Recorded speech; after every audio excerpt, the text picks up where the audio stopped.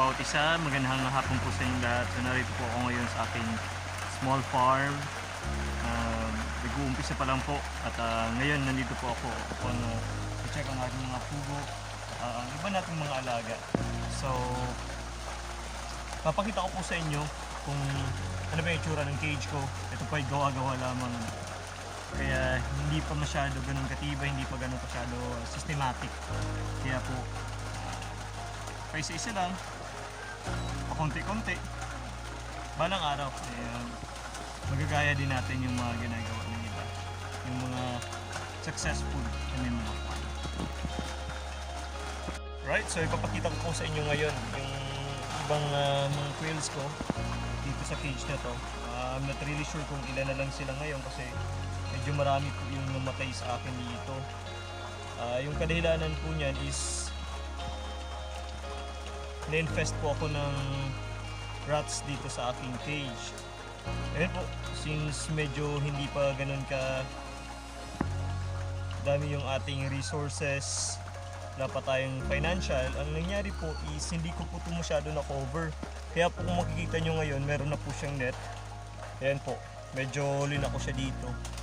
Kasi yung reason po niyan is nung wala to dati, yung eto lang po na net sa loob, ayan po yung harang lang mismo sa kanila, lumalabas po yung ulo nila, kumakain sila dito sa feeder, umiinom sila doon sa tubigan.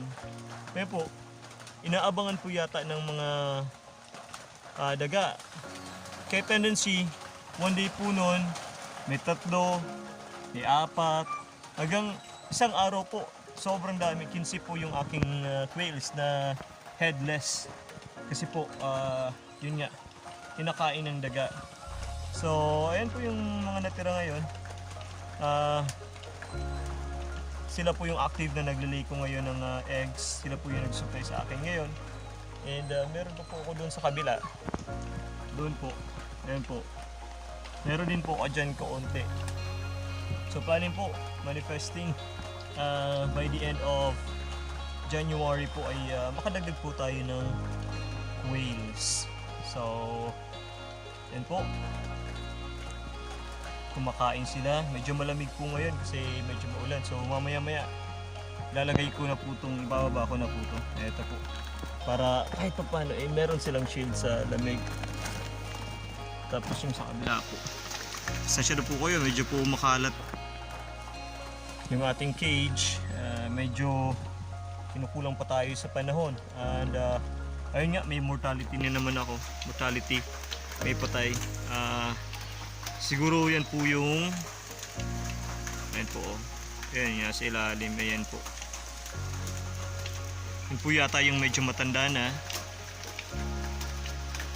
Nakita ko kahapon meron pong quail dito, merong layer na medyo swollen po yung kanyang puwet. So I think hindi po siya nakapag-egg.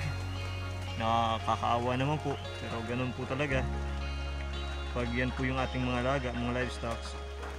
Meron po talagang tendency na may mawala, ano po.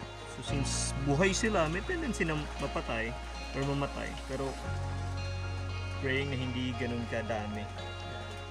And po, so ito yung harvest natin dito sa cage na to. Meron po na yung mangilan-ngilan dun sa kabila, siguro around 30 or 40 eggs po yung possible nating ma-harvest.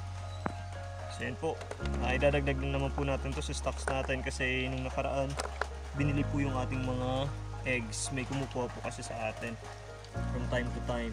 So hanggang dyan po muna, and have a good day everybody.